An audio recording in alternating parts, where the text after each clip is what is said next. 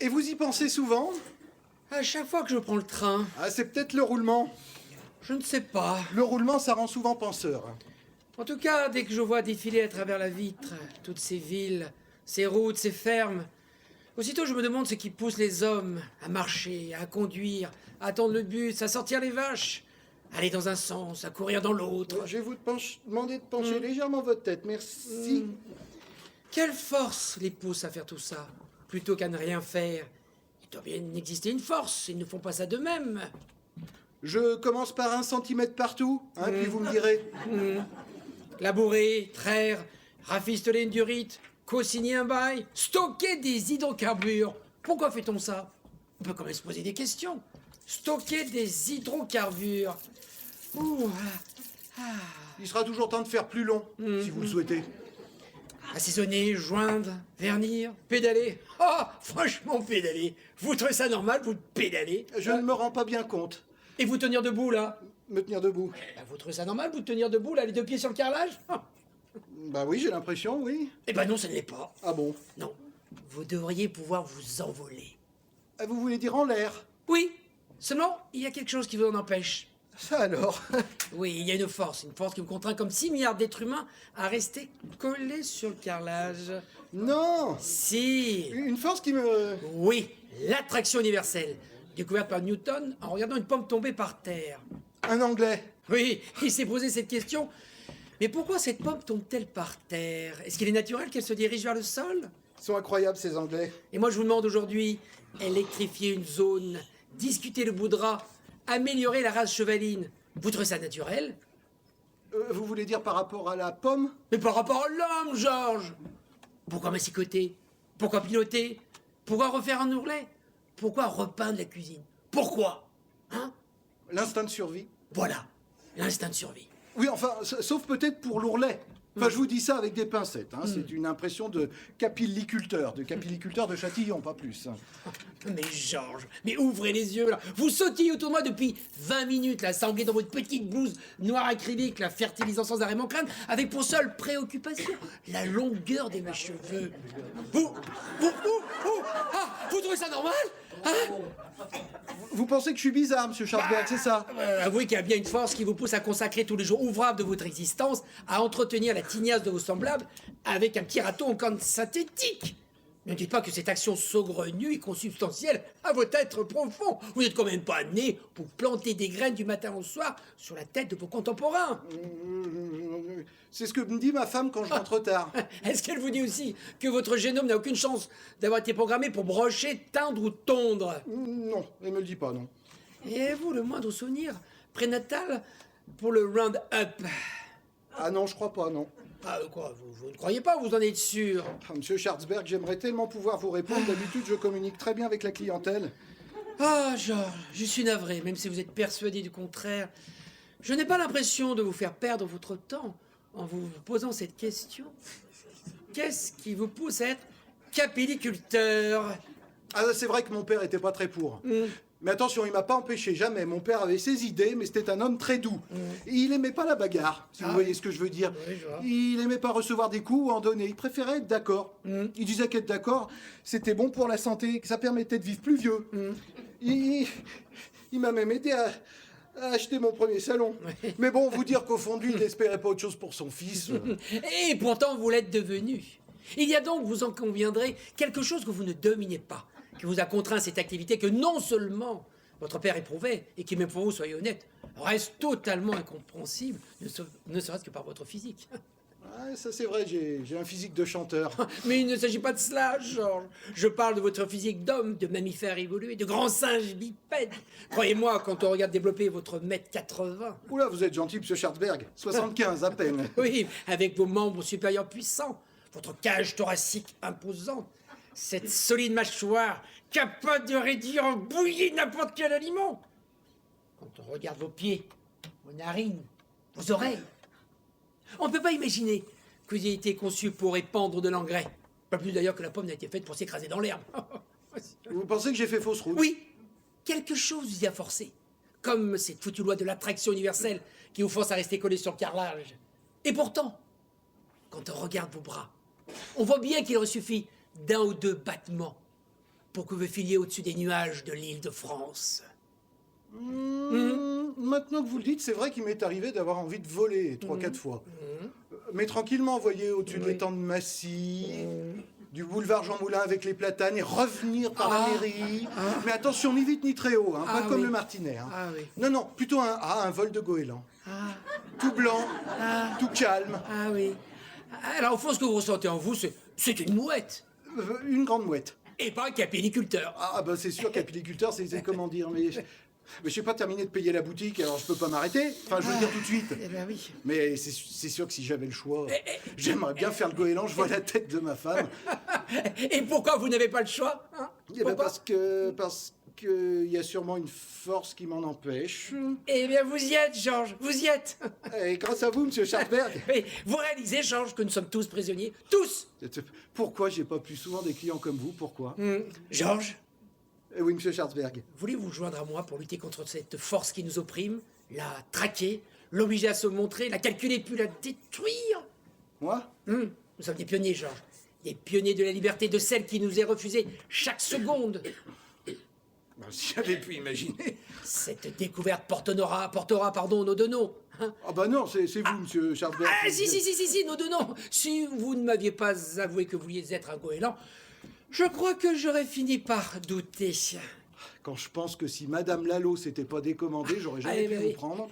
Le hasard et la nécessité, Georges, c'est ainsi que l'humanité progresse. Nous n'échappons pas à la règle. Oui, mais enfin, tout ça à Châtillon, dans mon modeste salon. Ah bah oui, mais le salon de la découverte, Georges. Alors, vous acceptez? Ah bah si ça peut aider l'humanité, je peux pas refuser, bien sûr. Bien, Georges. Je ne sais pas ce que vous en pensez, mais je suis pour un travail régulier à heure fixe. Un rendez-vous quotidien vous conviendrait? Ici? Ou ailleurs, hein? Ou dans le train? Oui.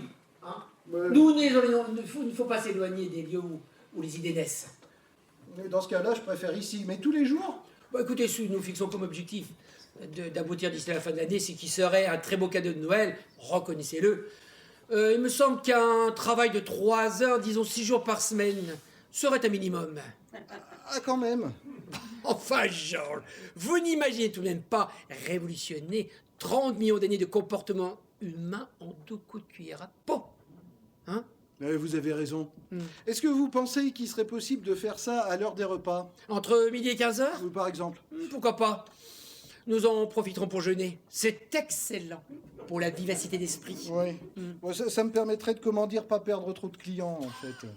Enfin, Georges, pensez-vous vraiment, lorsque vous allez annoncer à vos clients votre décision de les libérer une bonne fois pour toutes de leur esclavage quotidien, que vous allez les perdre? Ah, mais vous allez les gagner, Georges. Et quand dans un futur proche, vous volerez avec eux au-dessus de la ville abandonnée, croyez-moi, ils vous béniront d'avoir laissé leur tête en jachère pendant 3 petites heures par jour. Hein? Bien sûr. Ouais. Ben oui. Vous savez, monsieur Schartberg, Oui. jamais personne ne m'a autant ouvert les yeux que vous. Parfait. Bon, eh bien, nous commençons demain. Hein? Bien, mais je vais le noter tout de suite. Hein. Oui. Donc midi. Allez noter, oui, trop bien. Qu'est-ce que je vous dois? Ah bah vous plaisantez, monsieur Schartberg, c'est pour moi. Ah, merci. Je vais juste, si vous le permettez, terminer mon travail. Je vous en prie. Ah. Oula. Ah oui, surprenant. Ouais, c'est rafraîchi sans être court, parce que pour tout vous dire, je vous préfère avec les cheveux un peu souples. Ondulés, disons. Ah oui. Faites voir. Ah oui. Ah oui, très bien. Bon, ben si vous voulez bien, appelons ça la coupe postérité. Hein. Bah voilà. Donc, monsieur Schartberg. Oui. Avant que vous ne preniez congé, puis-je vous poser une question? Je vous en prie. Est-ce que vous pensez qu'il y a une autre force qui nous pousse à découvrir cette force, ou que c'est la même? Bien, Georges, nous ouvrirons la session de demain sur cette interrogation. Non, non, parce que si c'est la même, une fois que nous l'aurons trouvée, vous ne serez plus obligé d'y penser. Plus du tout. Oui, probablement. Ben, je sens que nous allons faire du très bon travail, tous les deux. Hein. J'en meurs d'envie, monsieur Schwarzberg. Je vous n'en doute débarrasse. pas. Ah oui, oui, débarrassez-moi. Oh, on a oublié de les fixer. Ah oui, ah bah oui. Fixons. Ah bah oui, fixons, oui. Ah oui, oui. Ah bah là, voilà, nickel. Hein? Allez. Voilà. Super. Monsieur Schwarzberg. Oui, eh bien, à bientôt. Hein. À bientôt. Vous pouvez me lâcher. Ah oui. Hey, hey. Ah.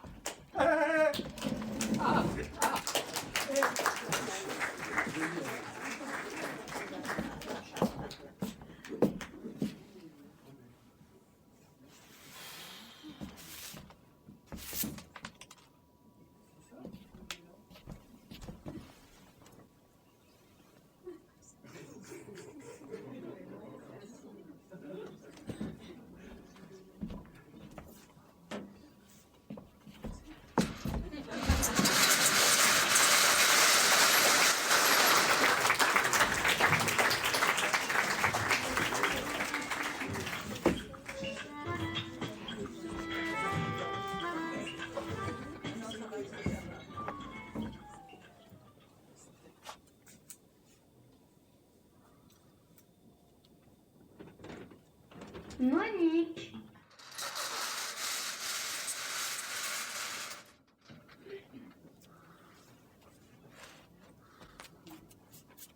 Monique! Oui, papa. Je peux savoir pourquoi tu me réponds quand je t'appelle Monique? Pardon? Tu as parfaitement entendu la question. Je l'ai pas comprise, papa. Quand je dis Monique, pourquoi te retournes-tu vers moi? Tu veux rire, papa? Ah, pas du tout, ma petite fille. Mais alors, pas du tout. Parce que je m'appelle Monique. Tu t'appelles Monique. Toi, ma fille, tu t'appelles Monique. Eh oui, papa, depuis 28 ans. 28 ans? Mais tu as quel âge? 28 ans, justement.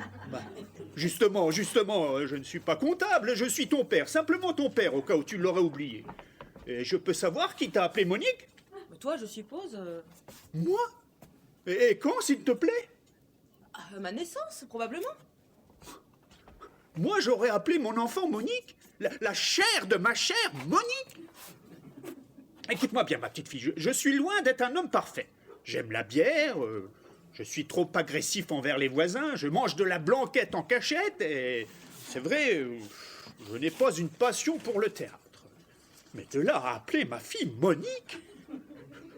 À sa naissance, en plus, un petit bébé sans défense. Ah non, ma chérie, non, ton papa n'est pas capable de ça. Bon, bah, c'est maman alors. Ta mère? Bah oui, quand c'est pas le père, c'est la mère qui donne le prénom, non? Alors, fais bien attention à ce que tu vas répondre, ma chérie. Tu affirmes là, devant moi, que ta propre mère t'aurait appelé Monique. Bah, enfin, papa, qu'est-ce qui te prend là Très bien, nous allons en avoir le cœur net. Allô, ma chérie? Oui, c'est moi, je ne te dérange pas, j'en ai pour 2 minutes. Oui, c'est notre grande fille.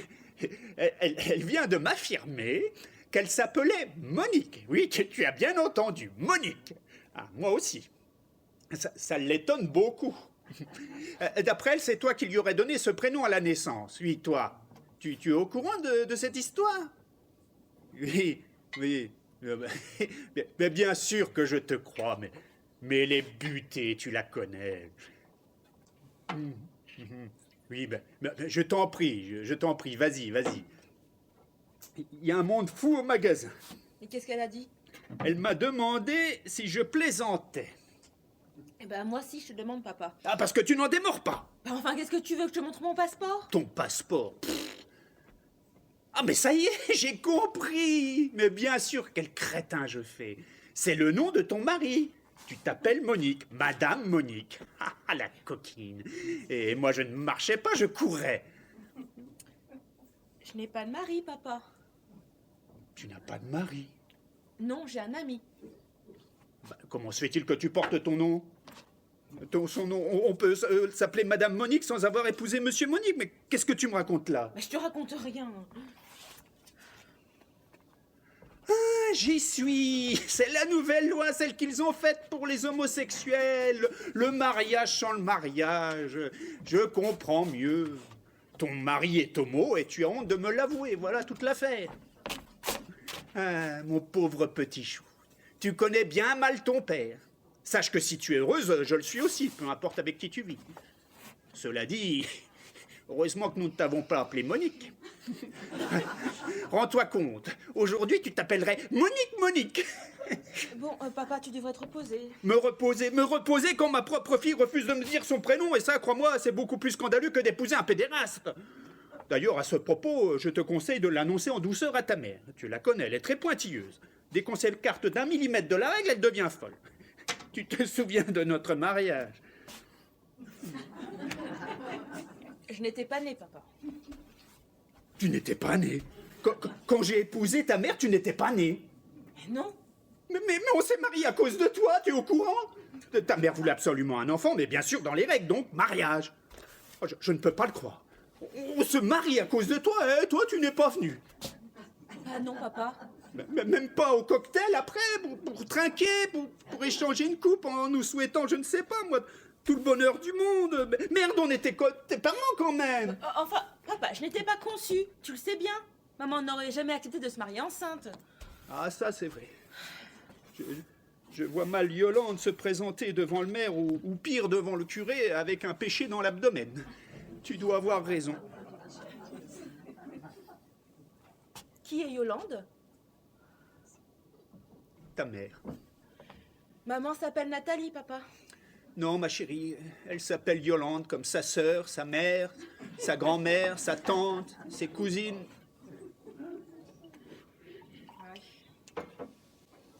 Je crois qu'elle était la seule à pas s'appeler Yolande. Ah non, ma chérie, comme toutes les filles de sa famille, elle n'y a pas coupé. Elle s'appelle Yolande. Ah, je sais, ça doit te faire un choc. Oh bah oui, ça d'apprendre à 28 ans que sa mère s'appelle pas Nathalie. Tu te rends compte, j'espère. Ah, j'ai tout fait pour que tu l'apprennes le plus tard possible, mais je savais bien qu'un jour, je serais obligé de te l'avouer. Et pourquoi on m'avait menti? Pourquoi? Ah, c'est moi qui ai voulu qu'on appelle ta mère Nathalie dès que tu es née. J'avais peur qu'on se moque de toi à l'école et que tes copines rigolent en apprenant que ta mère s'appelait Yolande, comme sa mère, sa sœur, ses cousines, qu'elle était la 27e Yolande de la famille. Et qu'on te demande pourquoi chez toi on était incapable de trouver un autre prénom pour les filles. Et que devant ton impossibilité à trouver une réponse sensée, tu commences à douter de la raison mentale de ta famille, à te demander si tu ne faisais pas partie d'une tribu de tarés, dupliquant à l'identique le nom de ces femelles Yolande après Yolande. Tu étais ma petite fille chérie et je voulais t'éviter ce genre de pensées qui ne sont pas bonnes pour une petite fille. Une petite fille doit courir dans les champs, lire de la poésie, apprendre l'espagnol, préparer sa communion solennelle, attendre le prince charmant qui viendra un jour et qu'elle épousera, même s'il est homosexuel. D'ailleurs, à ce propos, quand on voit comment ça t'a coûté les princes charmants de nos jours, il ne faut pas s'étonner qu'ils préfèrent les garçons et que les jeunes filles les attendent en vain. Sauf toi. Toi, tu as réussi à en coincer un. Et pourquoi? Parce que tu es bien dans ta peau. Et tu es bien dans ta peau parce que tu n'as jamais su que ta mère s'appelait Yolande. Et c'est pour me cacher que moi aussi je m'appelle Yolande, que vous m'avez appelée Monique. Mais tu ne t'appelles pas Monique, ni Yolande. Bah comment je m'appelle alors? Voilà la question. La bonne question. Tu m'as quand même intitulé. Tu m'as donné un nom à ma naissance, tu m'as pas sifflé. Mais pour qui tu me prends? Bien sûr que je t'ai donné un prénom. Et tu t'en souviens pas. Mais c'était il y a 28 ans, ma chérie. Tu te souviens de ce que tu as fait, toi, il y a 28 ans? Je venais au monde. Oh, trop facile, trop vague. Moi, je te demande un souvenir précis, hein, une odeur, un bruit, une image. Tu ne te souviens pas de moi penché sur ton berceau, par exemple? Non. Et le prénom avec lequel je t'appelais, que je te susurrais à l'oreille, même approximativement? Non, papa. Un son, une voyelle qui pourrait nous mettre sur le chemin? Non. Tu te rends compte, avec un cerveau tout neuf bourré de neurones frais, tu n'as pas été capable d'enregistrer le prénom que te répétait ton papa en te donnant le biberon, et tu viendrais me reprocher à moi, un homme usé par les années. Oh oui, papa, pardon, je te demande pardon. Ah, ce n'est rien, c'est l'ingratitude de ton âge. Tout le monde y passe, c'est normal quand on a 16 ans. 28. 28 quoi? 28 ans, papa. Ah oui, pardon. 28 ans. Ah, tu es bien la fille de ta mère. Maniaque, précise. Ma chérie, qu'est-ce qu'il y a? Ça ne va pas? J'ai dit quelque chose qu'il ne fallait pas? Non, tout va bien, papa. Je te connais par cœur. Tu es ma fille, mon unique enfant. Ah, bien sûr, je ne me rappelle plus comment tu t'appelles, mais pour le reste, rien de toi ne m'échappe de la tête aux pieds. Et là, je vois bien que tu es préoccupé tout à coup. Je crois que tu as raison pour Henri. Henri? Qui est Henri? Mon ami. Il s'appelle Henri? Ah, ça j'aime beaucoup. Tu aurais été un garçon, j'aurais adoré t'appeler Henri. Henri. Henri. Ah, reconnais, c'est quand même autre chose que Monique. Justement, je me le demande. Quoi? S'il n'aurait pas dû s'appeler Monique. Henri? Oui. Oh non, s'il te plaît. Mais tu m'as ouvert les yeux. Je me rends compte que parfois, il se comporte comme une fille. Mais, ma chérie, je t'ai dit que pour moi, ça ne posait aucun problème. Je n'ai rien vu, rien. Et pourtant, tu sais ce qu'il vient de faire? Henri? Oui. Il vient d'inviter un lanceur de javelot qui prépare les Jeux Olympiques. Ah ça, c'est une bonne idée. Non, mais je crois que tu comprends pas. Il l'a installé dans son appartement. Avec tout son équipement? Ah non, parce que les lanceurs de javelot ont un équipement considérable. On croit souvent qu'ils n'ont qu'un sac avec leurs baskets et leurs javelots, mais c'est totalement faux. Tu t'intéresses au javelot? Pas exactement. Disons que ce n'est pas mon sport favori. Mais j'ai toujours gardé un œil sur le javelot.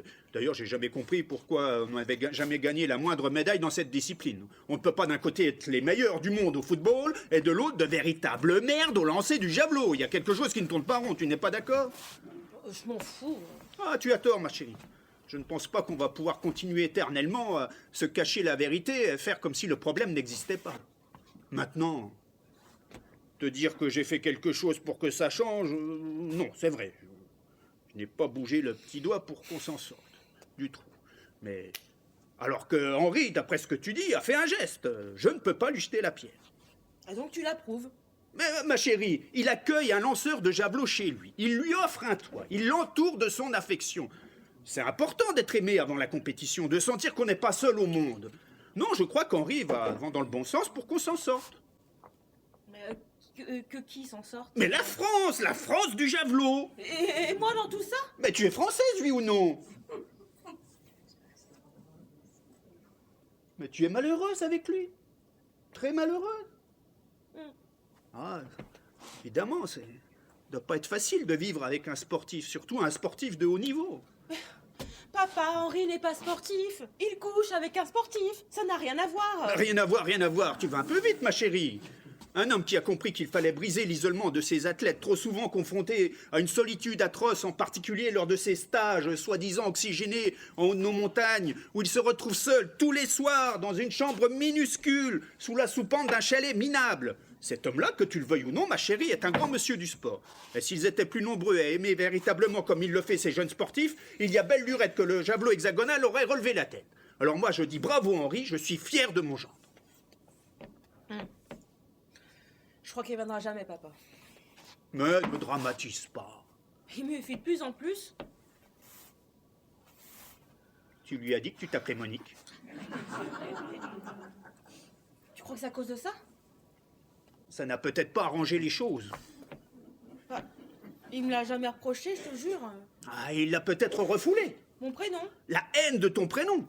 Tu sais, c'est dur de vivre avec quelqu'un qu'on doit appeler tous les jours Monique. Ça peut donner l'envie de tuer. Alors on refoule. On cache son comportement pour cacher cette pulsion meurtrière. On cherche d'autres environnements pour l'oublier. Oui, comme le javelot. C'est pas impossible. Donc c'est à cause de Monique Quoi? qu'il est devenu homosexuel.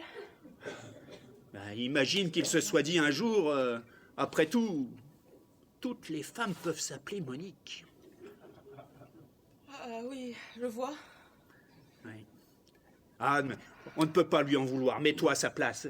D'autant que sa fuite dans une homosexualité positivement sportive, je veux dire dans une homosexualité utile à un sport de jet très en déclin, est une aubaine pour l'athlétisme français. Tu sais, il aurait très bien pu t'étrangler. Non, crois-moi, je crois que cette affaire tourne plutôt bien. Tu n'as pas à te plaindre. Oui, je comprends. Hein. Pauvre Henri. Oui, pauvre Henri. Ça n'a pas dû être rose pour lui tous les jours non plus.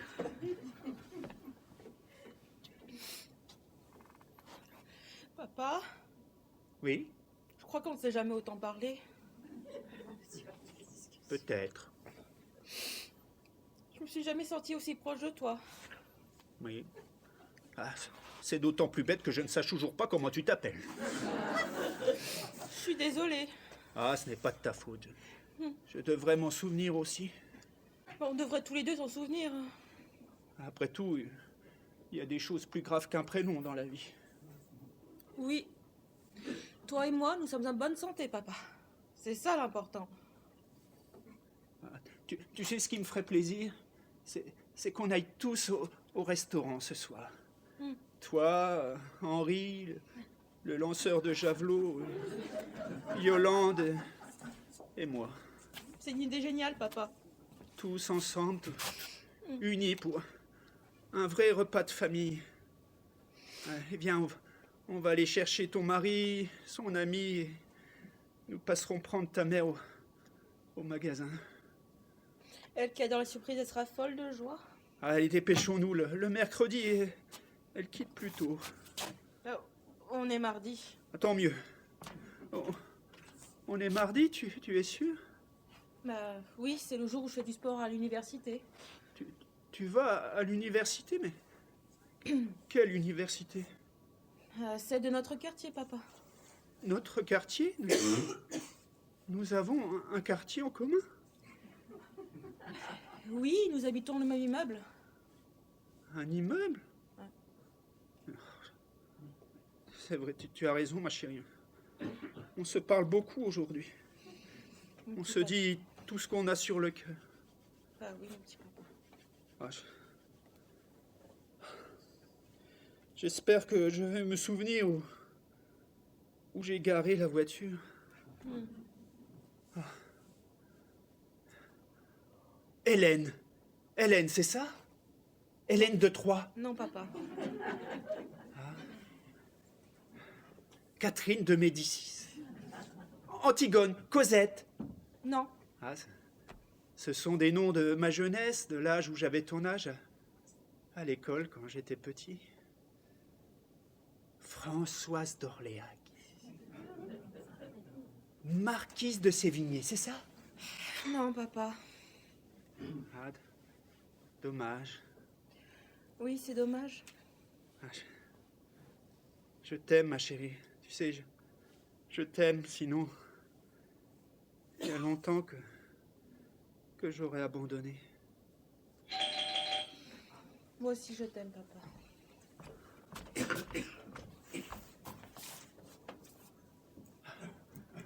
Madame Anska, l'amour de Balzac.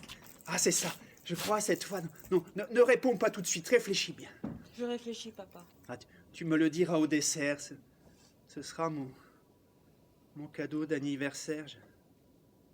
J'adore Balzac.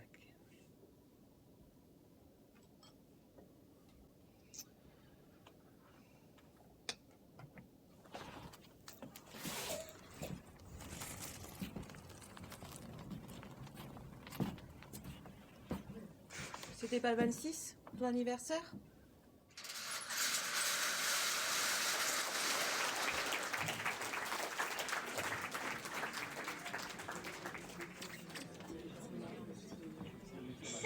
Et pistole.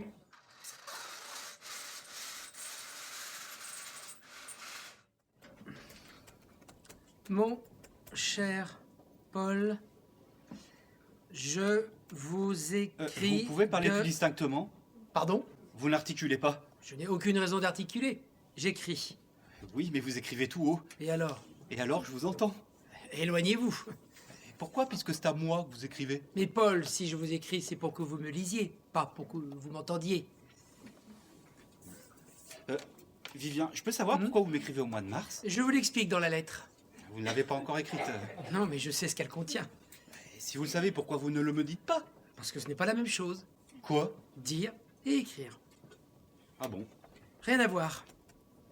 Quand vous écrivez, vous n'employez pas les mêmes mots, les mêmes verbes, les mêmes accents que ceux que vous utilisez pour parler comme en ce moment? Si, mais ils n'ont pas, comment dire, le même poids, la même densité et peut-être pas la même signification. Vous m'écrivez en anglais? Non, mais je vous écris avec la main, alors que je vous parle avec la langue. Ouais, Oui, ouais, ça, je vous remercie. Et comme vous avez dû le remarquer, la langue est un morceau de chair très court, très innervé, et donc très vif, qui remue dans tous les sens. Ce qui a pour conséquence qu'elle ne dit pas toujours précisément ce qu'on souhaiterait qu'elle dise. De plus, le fait qu'elle soit placée dans la boîte crânienne, c'est-à-dire très proche du cerveau, ne laisse pas le temps à la pensée de se refroidir. Ah, je vois. Je dois donc m'attendre de votre part à des propos glacés. Maîtrisée, disons.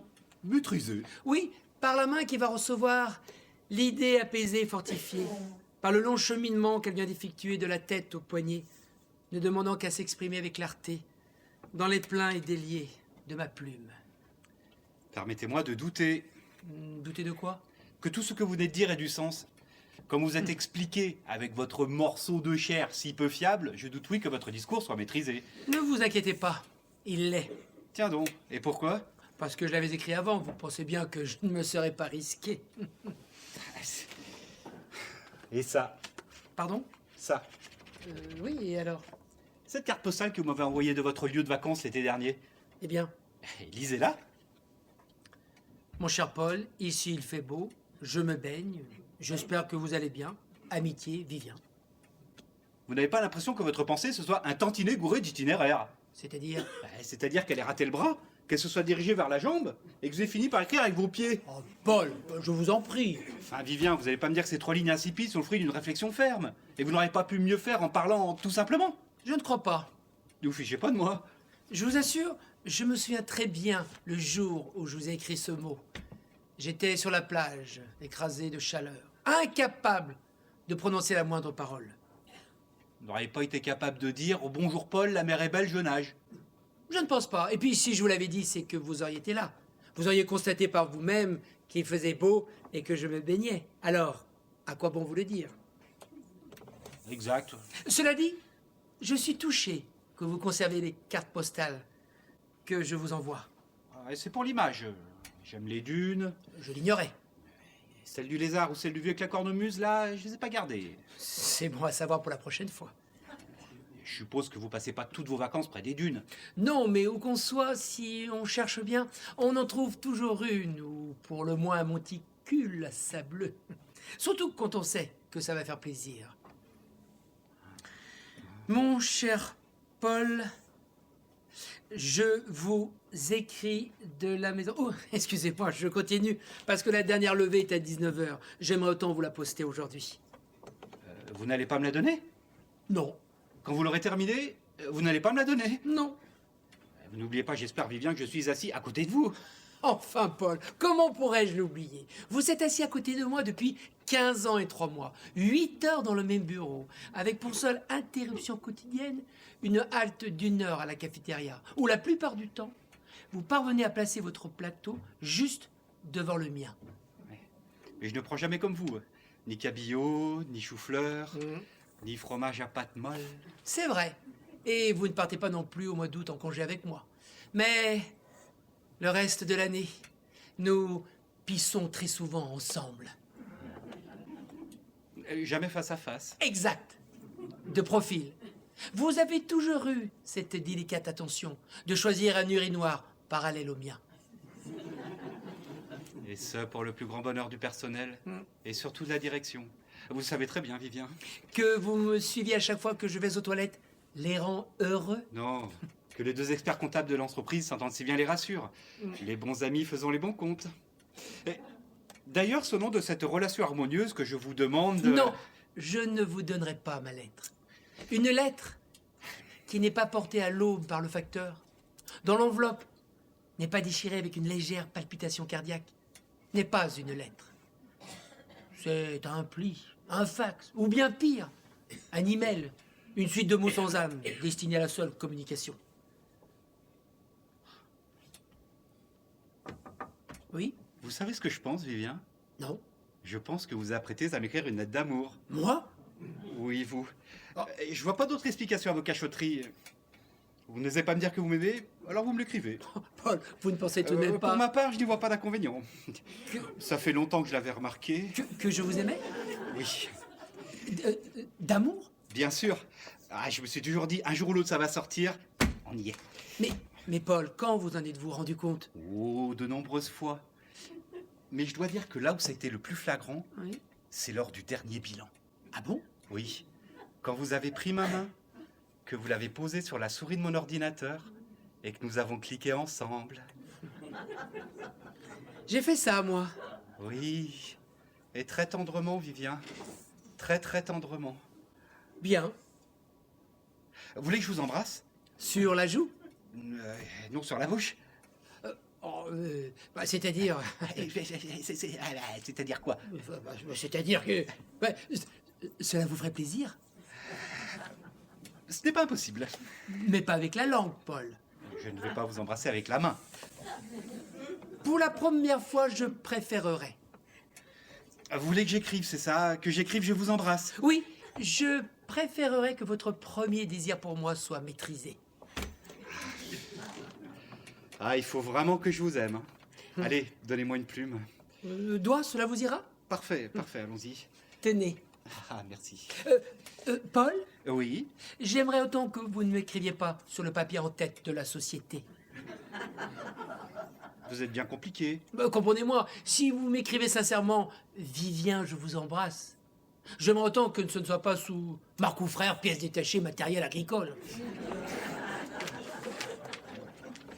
Bon, alors du papier blanc. Bien, très bien. Ok. Très bien, Paul. Voilà.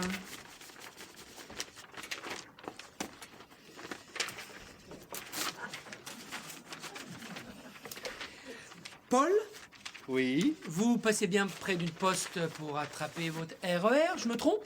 Pas du tout. Cela ne vous ennuie pas de poster la mienne? Pas du tout. De toute façon, je dois y passer pour la mienne. Eh bien, tenez, je me sauve. Moi aussi, j'y vais. À demain, Paul. À demain, Vivien.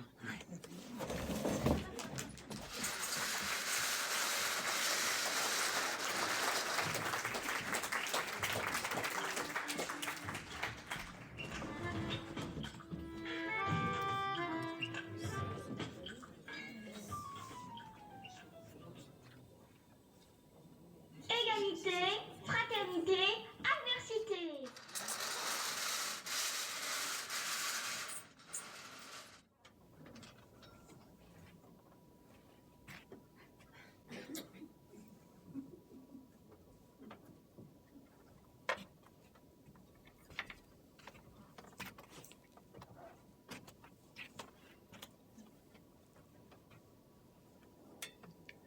On dirait que ça se couvre. C'est pas dit. Te dérange pas? Jamais. Tout va? Tout. J'ai une nouvelle pour toi. Bonne? Je crois. Tant mieux. Je suis devenu plus intelligent que toi. Ah bon? Ouais. Et c'est arrivé quand? Il y a une bonne heure, disons 1h30. Ah oui, c'est tout récent. T'es le premier à le savoir. Ça me touche. Ah, c'est normal, t'es mon frère. C'est vrai. Aîné, en plus. Beaucoup? Hein? Tu es devenu beaucoup plus intelligent que moi? J'ai l'impression. Tant qu'à faire. Tu sais, ça fait longtemps que j'en avais envie, hein. Ça ne se voyait pas. Depuis l'âge de 5 ans.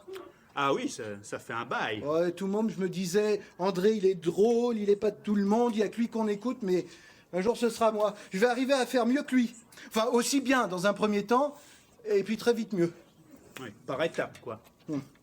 Ça fait donc 34 ans que tu veux devenir plus intelligent que moi.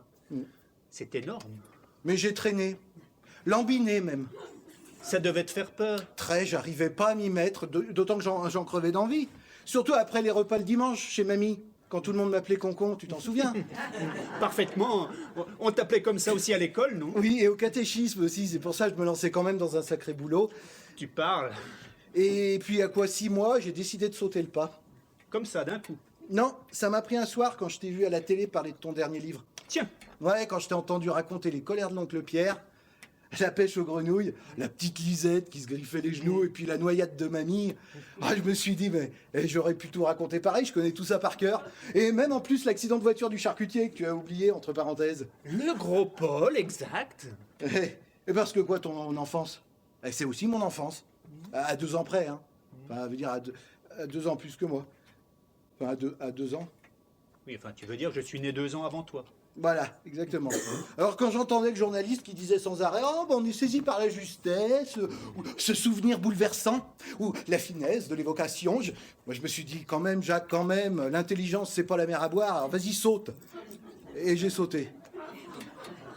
C'est-à-dire, tu as écrit? Pile. J'ai commencé par l'accident du charcutier, et puis mon patron l'a lu, tu le connais mon patron? Je ne crois pas, non. Si, un type très fin, très sensible, et il a commencé tout petit en travaillant ses abdos, et maintenant il a 3 salles de gymnastique. Ah, en effet. T'admires beaucoup d'ailleurs, c'est quand je lui ai dit que j'étais ton frère qui m'a engagé au talcage. Ah bon? Ouais, il m'a dit le frère du grand écrivain André Lamotte ne peut pas rester sans travail. Vraie admiration pour toi. Je suis flatté. Et c'est pour ça, comme j'avais pigé qu'il aimait bien tes livres, et que c'était en quelque sorte grâce à toi que je talquais les agrès chez lui, je me suis dit je vais lui faire lire l'accident du charcutier. Bonne idée. Et il a aimé? Ah, il a été formidable. Il m'a dit, Jacques, tu devrais commencer par le début. Le début. Étudier, apprendre à lire avant d'écrire. Il m'a l'air bien, ce type. Ah, je t'ai dit très fin, très sensible. Alors je l'ai écouté, j'ai lu, mais attention, j'ai tout lu, tout. La rhétorique, la logique, les paradoxes, le raisonnement, la satire, la pensée abstraite, tout. J'ai rien laissé passer au hasard. Et même des trucs pas indispensables pour l'intelligence, je les ai bossés. Hein. Comme les sentiments, par exemple. Tu as bien fait. Ah que oui, c'est que t'es une pointure, je me disais sans arrêt, ce serait trop bête si j'arrivais à lui mettre 3 longueurs, je sais pas moi, en dialectique, et que lui bifurque tout d'un coup sur l'amour ou la haine, je suis marron. Bien sûr. Remarque, les sentiments, ça m'a bien plu. Hein. Oui, c'est amusant, les sentiments. Ouais. Puis il y a beaucoup moins à apprendre que pour l'intelligence. Je ne me rends pas bien compte. Oh, t'en as une dizaine qui comptent pas plus. T'as la pitié, l'envie, la jalousie. Tiens, la jalousie, ça c'est quelque chose. Il est costaud celui-là. Oui, c'est un gros. 2 bouquins épais comme ça. Attention, hein. Pas l'envie, juste la jalousie. Ah, mais ça ne m'étonne pas. Je peux te les réciter par cœur, les deux. Bravo. C'est ce que j'ai pensé. Pour une fois, il va être fier de moi, le frère aîné. Ah, tu peux le dire. Bon, et ben maintenant, je vais aller l'annoncer aux parents. Ça risque de les surprendre. Ah bah probablement, ouais. Peut-être même leur faire de la peine. De la peine. Jacques, maintenant que tu es devenu plus intelligent que moi, je me sens plus libre pour te dire que papa et maman Bah vas-y. m'ont toujours préféré à toi. Ah bah c'est bien normal, dis donc, il n'y avait pas photo, ils allaient pas préférer Concon. C'est pour ça, quand ils vont apprendre que leur fils préféré est devenu moins intelligent que Concon, j'ai peur que ça les attriste. Ouais, ça c'est pas faux.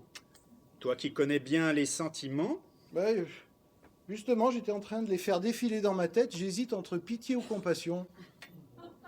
ou générosité, mais je ne suis pas un spécialiste. Non, générosité, c'est une vertu, c'est pas un sentiment. Pardon, je t'avais prévenu, je ne suis pas un spécialiste. Mais c'est pas mal, générosité, ça va bien pour ce qu'apprécie. Moi, je crois que je vais m'en servir pour rien leur dire. C'est comme tu le sens. Bah, c'est-à-dire que pour moi, l'intelligence, c'est tout nouveau, tout beau, alors forcément, j'ai envie de la montrer. De me promener avec devant tout le monde, de faire vrombir le moteur. C'est humain. Myriam, peut-être. Ton ex-femme? Eh oui, je pourrais aller le lui dire à Myriam. Si on a une à qui ça pourrait faire plaisir, c'est bien elle. Tu crois? Bah bien sûr.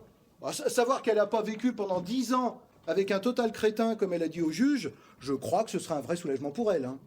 Ça voudra dire qu'elle s'était pas tellement trompée en se mariant avec moi. Ça voudra dire aussi qu'elle s'est trompée Comment ça en te quittant. Ouais, ça c'est pas faux. Tu sais, je la connais bien, Myriam, Ouais, je sais, ouais. et je l'aime beaucoup. Bah bien sûr, sinon tu l'aurais pas épousée. C'est pour ça que je me permets de prévoir sa réaction. Ouais, ça c'est logique. J'ai l'impression. C'est ce que j'ai préféré apprendre, la logique. Ah, j'ai tout de suite accroché, je l'ai étudié comme du petit lait. Ça se sent.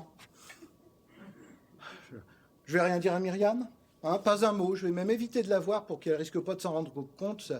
Ça piche si vite, les femmes. Oui, je crois que c'est mieux pour elle. Et merci la logique. Merci pour Myriam et Merci pour mon patron. Ton patron. Ah, excuse-moi, je vais trop vite. Ça, tu vois, je maîtrise pas encore tout à fait. J'oublie une fois sur deux de ralentir le réacteur. Alors forcément, j'en laisse toujours un ou deux sur le carreau, je suis désolé. Je t'en prie. Tu y es? Vas-y. Bon, aussi, il me semble logique que j'aille... Ça va, t'es bien assis dans la fusée? J'ai l'impression. Bon, parfait. Il me semble aussi logique que j'aille l'annoncer à mon patron. Oh putain, le choc! Oh, je vois d'ici ses abdos, le petit frangin, le talqueur d'agrais, devenu tout d'un coup plus musclé dans la tête que toi, André Lademotte, son grand homme. Ah, le cul sur le tapis, monsieur Lasvado. Le cul sur le tapis. Il va te virer. Quoi? Ah là, je suis catégorique, Jacques. Tu veux dire qu'il va me mettre à la porte? Il n'a pas le choix. Comment veux-tu qu'un homme que tu dis toi-même sensible, subtil, Fin, surtout très fin. puisse laisser au poste de talqueur d'agrais, au milieu d'imbéciles suspendus à des barres parallèles, un cerveau comme le tien? Il ne le supportera pas. Merde. Oui. D'autant qu'il est un peu responsable. Mon patron. Bah, s'il ne t'avait pas poussé à apprendre à lire, tu n'en serais pas là. Juste, putain, juste. J'ai même peur qu'il ne se sente coupable vis-à-vis de moi. Et ça, je risque de payer très cher. Chômage immédiat. Bon, bah... Alors, motus et bouche cousue. Ça me semble être la sagesse. Sagesse, comportement éloigné des audaces ou des outrances, tempérance, réserve et discernement dans ses actions, connaissance et sciences telles que les concevaient les anciens, la sagesse est un bien, l'ignorance un mal. Platon, le doute est le commencement de la sagesse, Aristote, le vrai courage c'est la sagesse Euripide, le plus âgé celui qui ne pense pas avec Boileau, le monde avec lenteur marche vers la sagesse Voltaire.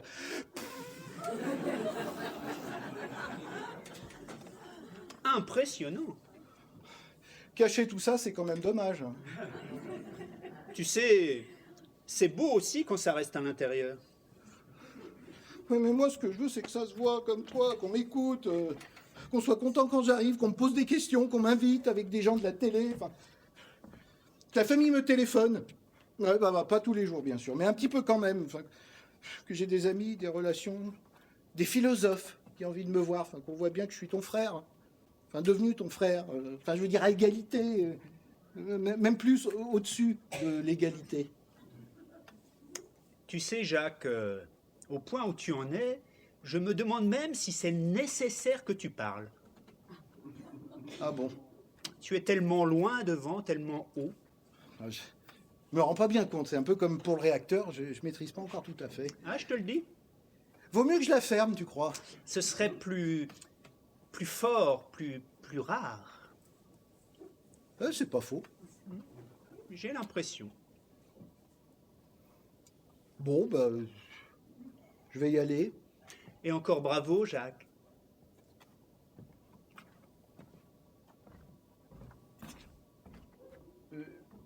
Dis donc, j'y pense, ça t'a pas peiné que je te le dise? Tu plaisantes?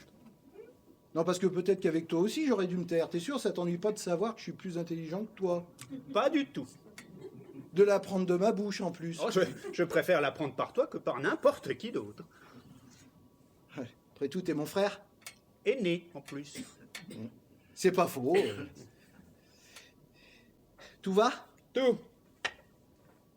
Je t'ai pas dérangé? Tu ne me déranges jamais.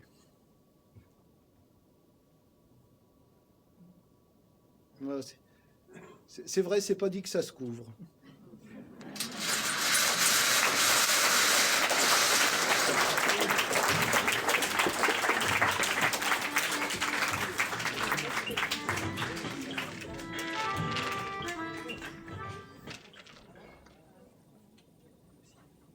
Bronche.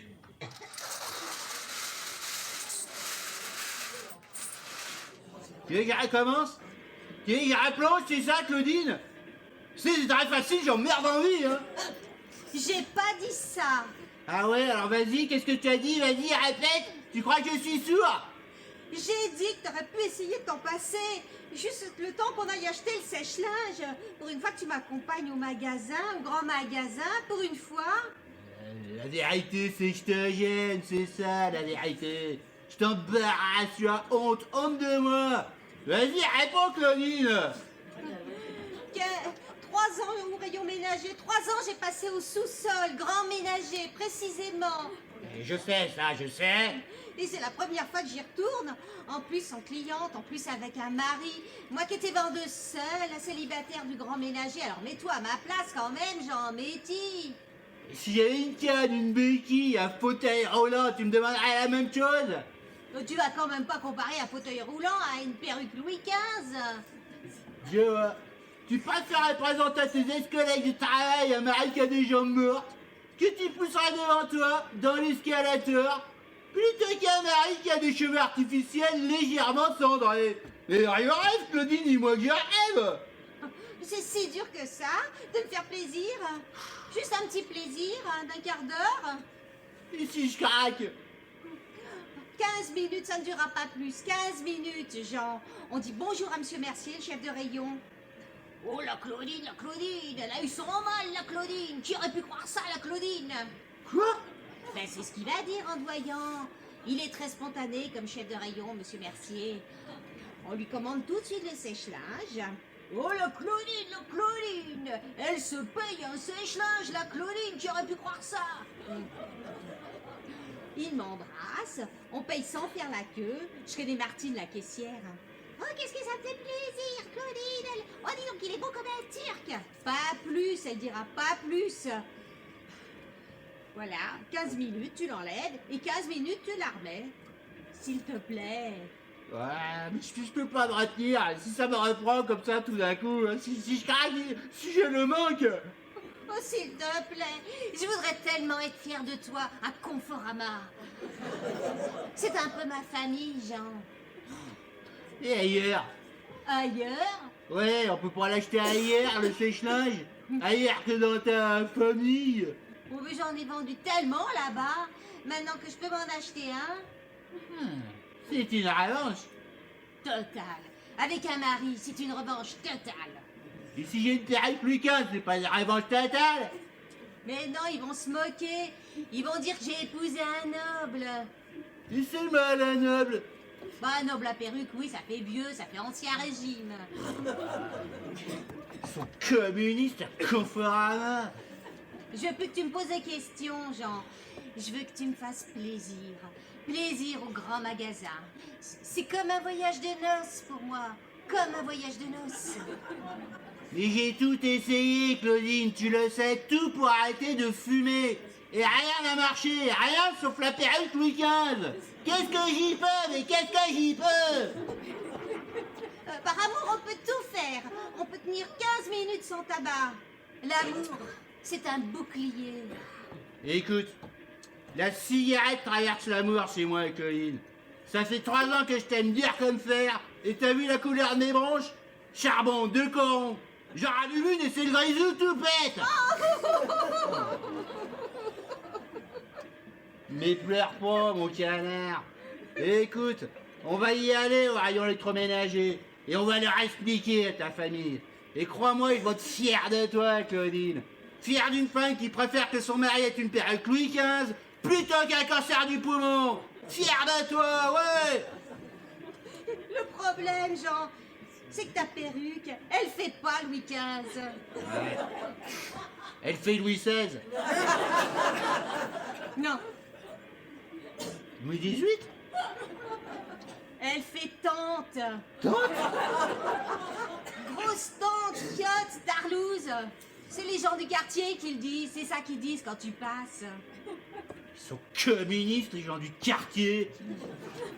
Je leur ai tout expliqué, mais ils m'ont rétorqué qu'un homme qui arrête de fumer n'est pas vraiment un homme, que les vrais hommes, ils fument comme Churchill. C'est vrai qu'il avait des couilles, celui-là. Seul contre des milliers d'avions allemands. Faut être un solide gaillard. Et moi, j'ai envie d'emmener quelqu'un comme Churchill au grand magasin. C'est si incompréhensible que ça. Oh non, bien sûr. Et pas un PD. J'espère rien, dis donc. Jean, Ouais. je veux pas que tu meurs, tu sais. C'est vrai que si tu voulais que je meure, je vois pas pourquoi on irait acheter un sèche-linge. Alors si tu gardes ta perruque au rayon grand ménager, est-ce qu'au moins tu pourrais parler anglais? Ok. Oh bah non, ok, c'est pas assez. As you like? Oh merci, merci beaucoup. You are welcome. Ah là d'accord, là c'est la revanche. Happiness is letting your laundry dye at the window. Qu'est-ce que tu dis? phrase de Winston qui me revient. Pour vivre heureux, faites sécher votre linge à la fête. Ah, c'est... Arrête la voiture.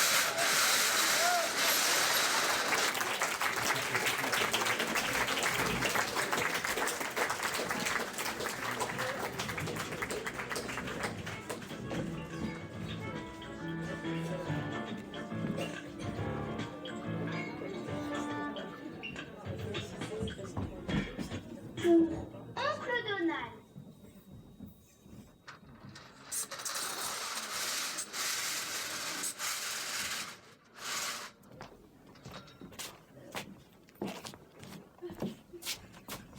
Ah, j'ai l'impression que ça fait des siècles qu'on ne s'est pas promener ensemble.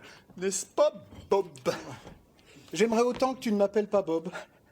J'adore t'appeler Bob. Peut-être, mais je te demande de t'abstenir. Ça te gêne que je t'appelle Bob? Beaucoup. Et je peux savoir pourquoi? Eh ben parce que je ne m'appelle pas Bob. Ah ben ça, je le sais, merci. Je te rappelle que nous sommes amis et associés depuis plus de 20 ans.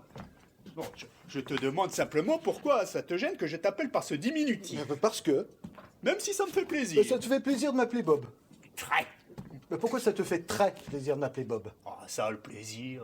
Pourquoi est-ce que tu ressens du plaisir quand tu manges un steak, quand tu danses, quand tu fais du bateau?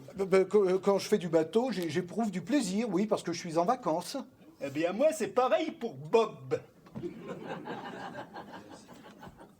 Tu es en vacances quand tu m'appelles Bob? En quelque sorte, oui. C'est un moment très agréable dans la phrase. Un peu comme si je m'asseyais sur la plage, tu vois? Pas bien, non. Comment te dire J'aligne les mots les uns derrière les autres, comme les jours de la semaine.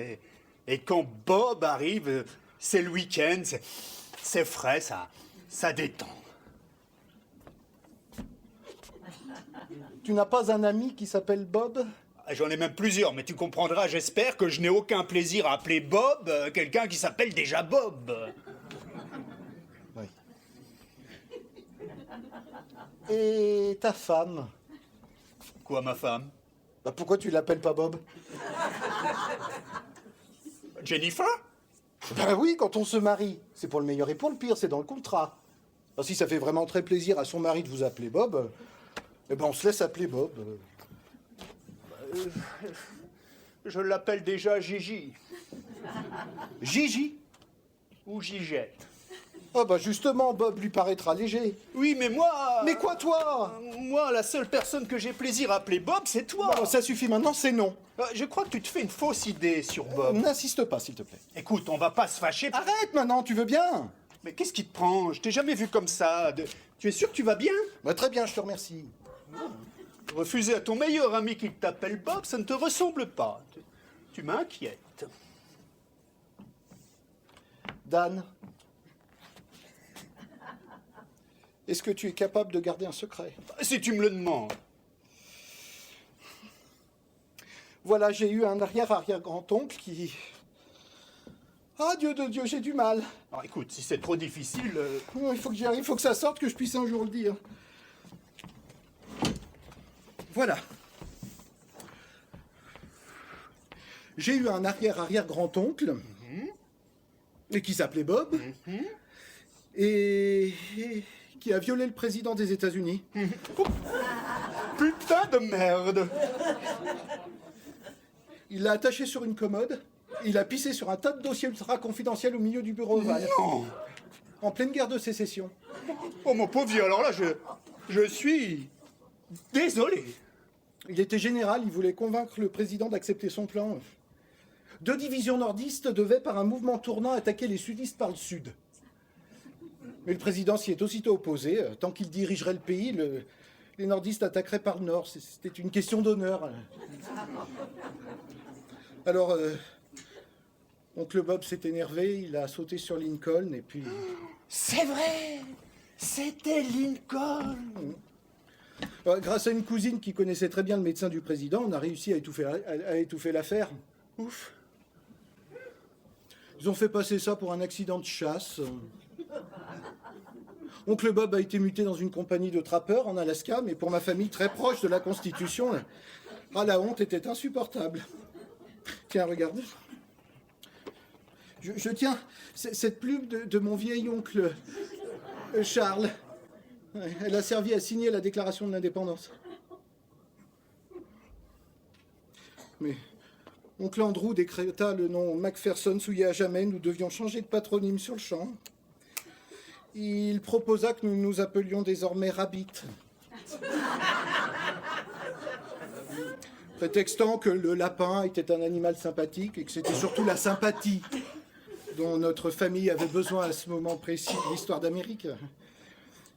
Mais oncle Edgar s'y est opposé, précisant qu'il n'avait rien contre les lapins, bien entendu, mais que c'était faire peu de cas de nos deux ancêtres, oncle John et oncle Alan Macpherson, tombés héroïquement à la bataille de Yorktown pour l'indépendance du pays.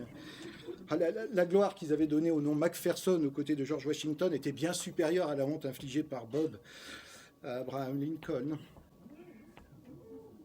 La famille se rallia à cet avis. Elle décida de conserver Macpherson, mais de bannir à jamais Bob, en jurant sur la Bible qu'aucun de ses descendants ne porterait ce prénom synonyme d'infamie. Voilà, tu sais tout. Je vois. Bon, sinon, crois bien que j'ai rien contre Bob. Ben, ce ne serait pas temps de couper le cordon. Tu ne vas pas traîner ça derrière toi toute ta vie. Cette culpabilité idiote. Après tout, ce n'est pas toi qui as violé Lincoln. Ah bah je sais bien. Bah, brise la chaîne familiale. Libère-toi. C'est le moment ou jamais. Laisse-moi t'appeler Bob. Non, s'il te plaît. Ne Oh, fais mais pas. enfin, c'est fini tout ça. C'est de l'histoire ancienne. Pas tout à fait. C'est-à-dire? Eh bien, quand je vois le président à la télévision, je suis ému. Tu as envie de le culbuter? Ouais. Un peu, quelque chose comme ça m'envahit. J'ai envie d'égorger sa secrétaire, de déféquer sur son ordinateur personnel, de saccager son bureau. C'est génétique, j'ai les gènes d'oncle Bob. C'est putain de gène. Et quand en plus quelqu'un m'appelle Bob, la pulsion redouble l'intensité. Tout à l'heure, j'ai failli me ruer vers la Maison Blanche. Je suis désolé, Dan, vraiment désolé. J'ai beaucoup de sympathie pour toi et te refuser un plaisir me coûte beaucoup. Crois-le bien, mais il y va de la sécurité des États-Unis. Je comprends. Je suis pas sûr que le président en sortirait sauf. Mais tu as vu un psy? Mais plusieurs. Ils m'ont dit que d'avoir envie de tuer le président après l'avoir entendu à la télévision était tout à fait normal. Et que c'était même assez sain. Mais tu n'as pas... Tu n'as pas envie de le tuer, tu veux le violer. Mais ils me disent que c'est parce que je suis trop gentil. Et la seule chose qu'ils méritent, c'est qu'on le bousille. Oh ben ils sont durs les psys. Ils payent trop d'impôts. Et ton allergie au diminutif Bob? Non mais ils s'en foutent. La seule chose qui les intéresse, c'est que j'aille percer le président. Bon, il faut les comprendre. Leurs honoraires sont taxés à plus de 70%. Alors, ça les rend nerveux, ça finit par influencer leur diagnostic. J'ai l'impression qu'ils me poussent à aller lui faire la peau. Et c'est pour ça que j'ai arrêté. Et tu t'en sors tout seul? Je regarde plus la télévision et j'évite qu'on m'appelle Bob. Bon, je sais, ça peut paraître énorme à première vue, mais on s'y fait très bien. J'ai l'impression de vivre comme n'importe qui. Oh bah sûrement, moi-même, ton meilleur ami, je n'avais rien remarqué. Tu m'en veux pas? Non. Bah, sinon, tu peux m'appeler Ted. Ted, ça ne me dit rien, Ted. Et Tom, Bill. Dans Bill, il y a un des deux bêtes de Bob. Non, c'est pas la même chose. Frankie, Jack, Kit, Sam. Non, mais laisse tomber. Moi, mon plaisir, c'était Bob, de t'appeler Bob comme ça, à l'air de rien, en marchant. Et je suis un grand garçon. Je ne vais pas mettre en péril la vie du président de l'exécutif de la plus grande démocratie du monde juste parce que j'ai envie de t'appeler Bob.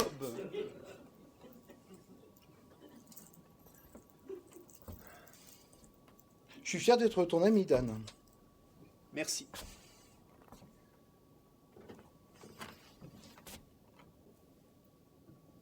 Ça va? Ça va. Bah, quoi tu penses? À Kennedy. Tu n'as pas de la famille à Dallas? Ben si, j'ai mon vieil oncle Henri qui habite là-bas. Ouais, l'oncle Henri, il est très très gentil. Hein. Oh non. Oh non. Faudra quand même vérifier.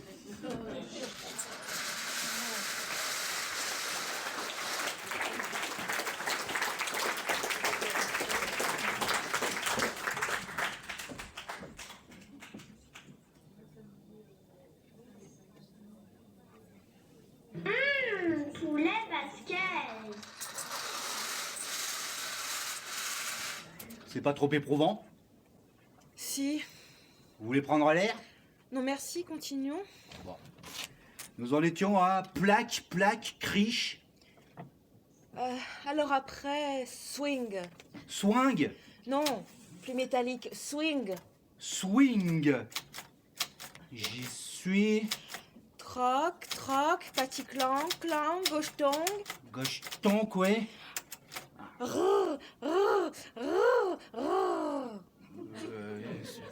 Ça, c'est le camion qui approche. Oui, un 30 tonnes bleu-gris. Toute ma vie, je le verrai. Énorme, fonçant sur nous.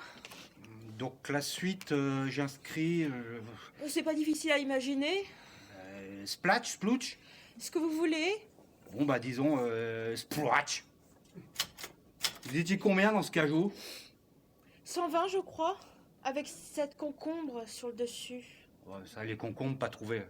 Pour les tomates, on en a ramassé une cinquantaine au bord de la route, toutes très mal en point, sauf vous. Mais pour le reste, impossible à reconstituer. De la bougie. Si vous pouviez éviter ce genre de mots. Je suis désolé. Là, tu devrais miraculer, vous savez. Si vous voulez bien relire. Ah, j'oubliais. Mais peut-être que ce n'est pas important. Ouais, je vous écoute. Caille. Caille. Oui, c'est la dernière chose que j'ai entendue avant qu'on soit projeté sur la route et écrasé par le camion qui suivait. Ça ressemble à un cri de chien, ça, non? Oh bah, vous savez, moi les chiens, j'ai pas une passion. J'en vois le moins possible. Alors vous dire comment il crie.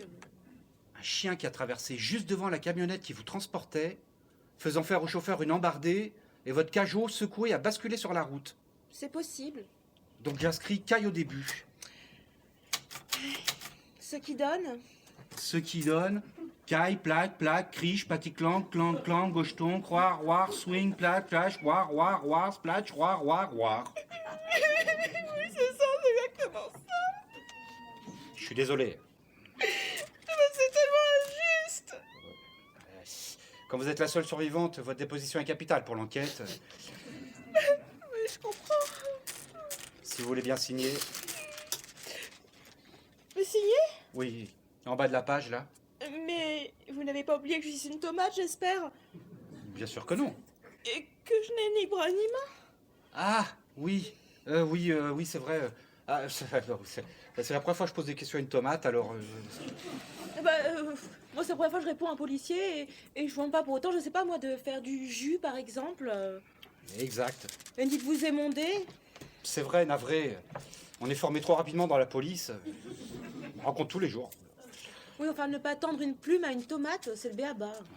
Figurez-vous qu'on n'a même pas une heure de cours sur les fruits et légumes.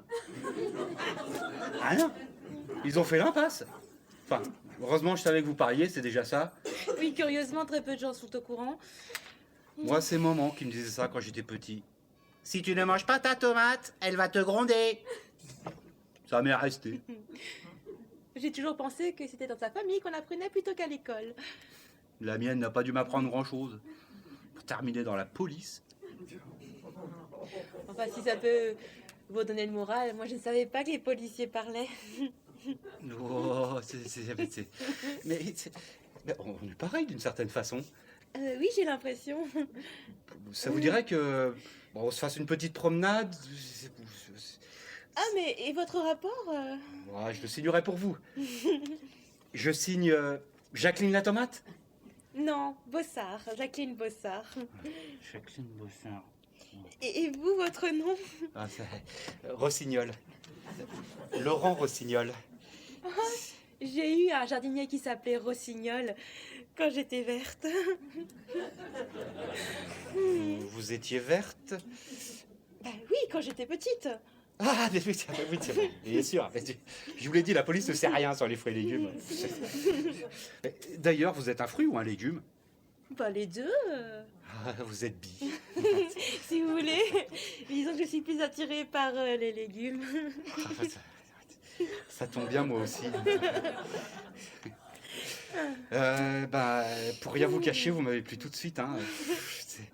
C'est drôle, moi aussi, dès que je vous ai vu, j'ai eu... Enfin, vous m'avez charmé. On y va.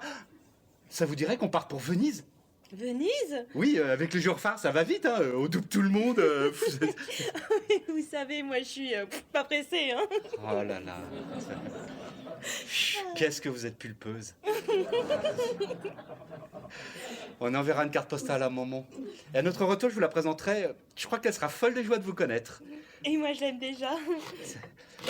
Je prends mon écharpe et on y va. Laurent, Oui, mon amour. tu mangeras jamais, n'est-ce pas? Oh, tu perds la tête, Jacqueline, tu perds la tête ou quoi? Ah, c'est curieux, la vie, par moments, on n'y croit plus. Tout vous paraît inodore, sans intérêt ni saveur. Et puis, vous rencontrez un homme, un vrai, avec un revolver. Et là, tout à nouveau a du goût. Vous vous sentez belle, faite pour exister pleinement. Ça t'ennuie pas de rouler jusqu'à la voiture? Tout ce que tu veux, je le veux, mon chéri. Ah, c'est... Ah.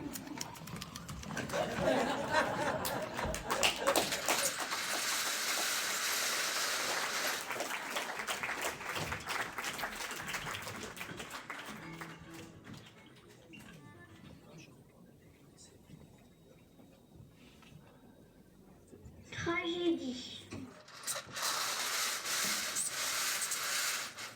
Bravo, tu lui dis juste bravo, c'est tout. Mais je ne te demande pas de te répondre en compliment, je te demande juste de lui dire un petit bravo. Mais attention, qu'on puisse l'entendre quand même. Je ne peux pas. Tu ne peux pas dire bravo. Non. Même un petit bravo. Non. Mais c'est quoi? C'est le mot qui te gêne? Non, c'est ce qu'il veut dire. Oh, ce qu'il veut dire, ce qu'il veut dire. Si tu le dis comme bonjour, déjà, il veut beaucoup moins dire ce qu'il veut dire. Ça veut quand même un peu dire félicitations, non? Mais pas plus, vraiment pas plus. J'ai haï cette soirée, Louise. Tu m'entends? J'ai tout détesté. Les costumes, le décor, la pièce. Je t'en parle même pas. Et elle, surtout elle. Mais justement, comme ça, tu n'es pas obligé de lui dire que tu n'as pas aimé. Tu lui dis juste bravo, un petit bravo, c'est fini, on n'en parle plus, tu es débarrassé. Et moi, j'enchaîne. Tiens, sa loge est là. Je n'y arriverai pas. Jean-Claude, tu as vu où elle nous a placés? Oui. Au 6e rang d'orchestre, au milieu de tous les gens connus. Elle n'était pas obligée, on n'est pas célèbre. Elle a fait ça pour nous faire plaisir. Je n'ai éprouvé aucun plaisir. C'est bien pour ça que je ne te demande pas de lui dire merci. Là, d'accord, merci, ça pourrait avoir un petit côté hypocrite, surtout si tu t'es beaucoup ennuyé. Mais bravo, franchement, bravo, c'est rien. Un sourire, même pas, un demi-sourire, une lèvre qui se retrousse à peine. Je te dis que je n'y arriverai pas. Alors dis-le 2 fois. Pour ça 2 fois. Oui, bravo, bravo. 2 fois, ça glisse tout seul.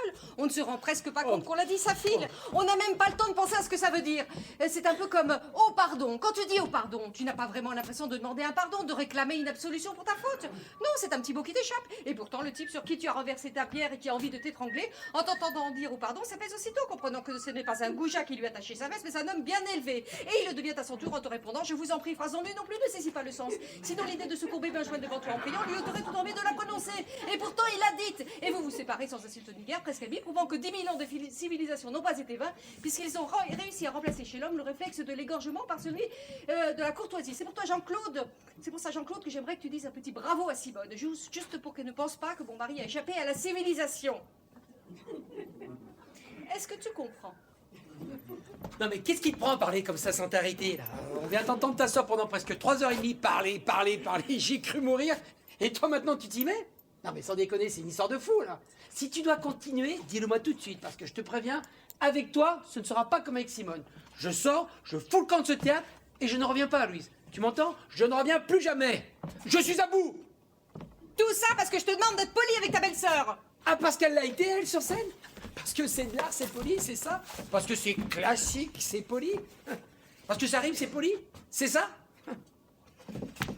Tu n'es pas quand même pas en train de m'expliquer que Racine est mal élevé. Ta soeur m'a torturé, Louise. Tu m'entends torturé pendant toute la soirée. Tu es au courant, j'espère, qu'au Japon, la grandeur suprême pour le samouraï blessé à mort est de dire bravo à son adversaire. C'est un très mauvais exemple. Je hais le Japon. Dommage. Un peu d'Extrême-Orient aurait pu t'aider. M'aider à quoi? À mieux comprendre. À mieux te comprendre. En oubliant 2 petites minutes ta tête d'occidental butée. Louise, ne va pas trop loin. Je t'ai prévenu, je suis à bout.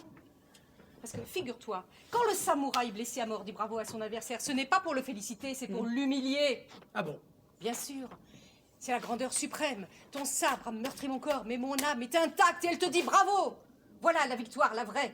Car en vérité, en disant bravo à son adversaire, c'est à lui-même qu'il se dit bravo. Bravo d'avoir dit bravo à son bourreau. Maintenant, si tu refuses de te dire bravo en disant bravo à Simone, c'est ton affaire. Un homme qui n'a pas hurlé pendant cette représentation ne peut pas se dire bravo. Quand je pense que j'ai supporté ce supplice sans broncher, comme un lâche, sans rien dire, pendant très exactement 223 minutes et 17 secondes. Oui, ça j'ai vu, tu l'as regardé ta montre. Ah bah oui, tout le temps. J'ai même cru qu'elle s'était arrêtée là pendant sa longue tirade avec le barbu, son mari. Ça n'avançait plus. Je me suis dit, la garce, elle nous tient 800 personnes devant elle, la coincée dans le fauteuil. Elle nous a même arrêté les aiguilles pour que ça dure plus longtemps. Sincèrement, je ne sais pas comment j'ai tenu. Je ne sais pas. N'exagère pas, tu n'es pas mort. Non, et tu sais pourquoi? Parce que je me suis mis à répéter un seul mot. Sans arrêt, un mot magique, tu vois. Entracte. Entracte! Mais il n'est jamais venu. 5 actes sans une seconde d'interruption. Tu appelles ça la civilisation, toi? 15 minutes, 15 ans Jean-Claude. Oui. 15 ans qu'elle entend d'entrer à la Comédie Française. Ça y est, c'est fait, elle a été engagée. Et miracle, on lui offre le rôle dont elle rêve depuis toujours. Ce soir, pour la première fois de sa vie, elle vient de jouer Phèdre dans le plus prestigieux théâtre d'Europe. Et toi, son beau-frère, tu refuses de lui dire bravo? Juste un petit bravo. Mais qu'est-ce que tu es devenu? Un animal? Elle vient de jouer Phèdre pour la première fois de sa vie, mais tu te moques ou quoi? Et le jour de notre mariage, tu as oublié peut-être? Elle nous a déclamé en plein milieu du repas, comme ça, sans rien dire, sans prévenir personne. Même qu'après les enfants ont pleuré, qu'aucun invité n'a voulu danser et que même mon père a gueulé sur le tien. Elle nous a foutu une ambiance de merde avec sa vocation et ses alexandrins. C'est maman qui lui avait demandé pour nous faire une surprise. La surprise, c'est que j'ai failli quitter la table du plus beau jour de notre vie. Il fallait que je t'aime pour rester immobile 20 minutes, là, le couteau planté dans le gigot, pendant que l'autre hystérique beuglait sa poésie en se caressant les seins. Et 20 ans après, elle nous remet ça, l'intégrale en plus. Et tu voudrais que je lui dise bravo cette grosse vache? Jean-Claude! Mais quoi Jean-Claude? Elle a pris 20 kilos, Simone. Vrai ou faux? C'est humain, c'est l'angoisse d'attendre. 15 ans d'attente. Forcément, elle a compensé par la nourriture. Mais franchement, ce n'est pas ça qui compte. Quand on est habillé en toge, ça compte un peu quand même. Pourquoi tu es venu, Jean-Claude? Pardon? Pourquoi tu m'as accompagné à cette générale? Tu plaisantes là? Pas le moins du monde. Tu connais la silhouette de Simone. Tu savais qu'elle allait jouer Phèdre. Pourquoi tu es venu? Mais parce que ça fait 3 mois que tu me bassines jour et nuit pour la première de ta soeur qu'il ne faut manquer sous aucun prétexte. La soirée du 24 février marquée sur tous les calendriers, là, tous les agendas. C'est même devenu une fête familiale. Cette année, chez nous, il y a eu Pâques, Noël et Phèdre. Et en fait, à ce propos, ni ton père, ni ta mère, et ni ton frère ne sont là ce soir. Hein? Elle n'avait que 2 places pour la première. Et pourquoi c'est tombé sur nous? Hein? Pourquoi?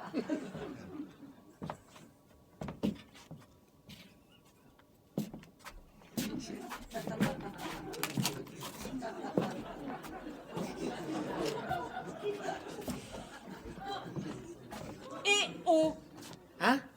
Oh! Est-ce que tu peux lui dire juste oh? Oh, tu n'as pas besoin de le dire fort. Tu lui susurres dans l'oreille. Oh! Oh. Oui, je crois que dans le mot bravo, ce qui compte le plus, c'est le oh. Les autres lettres sont pour ainsi dire inutiles. Tu as remarqué pendant les rappels à la fin de la pièce, les gens applaudissaient en criant bravo, bravo. Oui. C'était surtout le oh qui résonnait. Avec, pour être honnête, un petit rien de V. Vaux. Oh ben c'est ça. Vaux, ce serait parfait. Donc tu veux que je dise veau à ta sœur, c'est ça? S'il te plaît. Veau? Bah oui. Louise, est-ce que le moment n'est pas venu de faire le point sur notre couple? J'en étais sûre. La fuite, la tangente, l'esquive. Une fois de plus, tu cherches à échapper à ce que je te demande. Jamais le moindre effort pour me comprendre, pour me satisfaire. Ah, mais parce que toi, tu en fais des efforts? Beaucoup, Jean-Claude. Ah, je rêve! Beaucoup. Je te signale par exemple que je t'ai proposé d'enlever 75% du mot bravo. Oui, après m'avoir fourgué ta sœur pendant 4h30, hein? 3h30. Et là, alors qu'on est en train de passer à piétiner devant sa loge, ça compte pour du beurre? Elle se lave. Tu ne vas quand même pas compter de la même façon Simone dans le Phèdre et Simone sous sa douche. C'est toi que je compte en ce moment, Louise. Toi qui m'épuises autant qu'elle, qui t'additionne à ta sœur. J'ai la double ration, tu vois. Je réalise que dans un théâtre, vous êtes les deux mêmes, aussi assommantes l'une que l'autre. Détrompe-toi, Jean-Claude. Je suis très loin d'être comme Simone, très loin.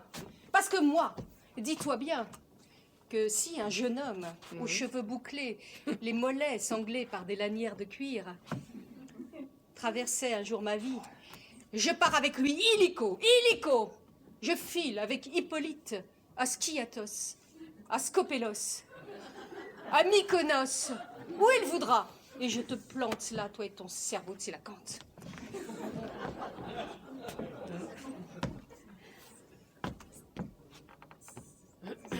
Tu ne dis rien. Non. Ça ne te fait rien. Quoi? Bah, ce que je t'ai dit. Non. Que je parte avec Hippolyte, ça ne te fait rien. Non. Même dans une île grecque. Non. Cerveau de Sélacanthe, c'était dans Phèdre? Non. On aurait dit. C'est normal. Ça vient du grec koilos, creux, et acantha, épine. C'est un gros poisson. C'est notre ancêtre. Avant le singe. Ah oui, quand même.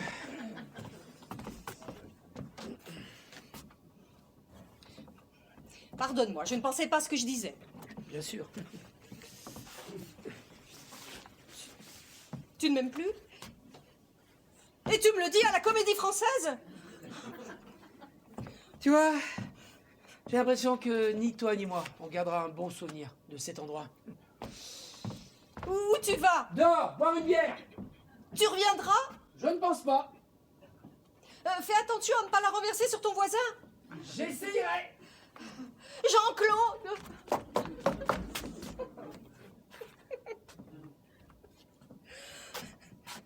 Oh chérie, ma chérie, tu es là? Alors, ça t'a plu? Ma pauvre chérie, tu es toute bouleversée. C'est parce que... Parce que c'est une pièce qui parle très fort aux femmes, oui, je sais. C'est parce que... Parce que c'est bouleversant de voir sa sœur applaudir pendant 20 minutes. Jean-Claude m'a quittée. Ton mari? Oui.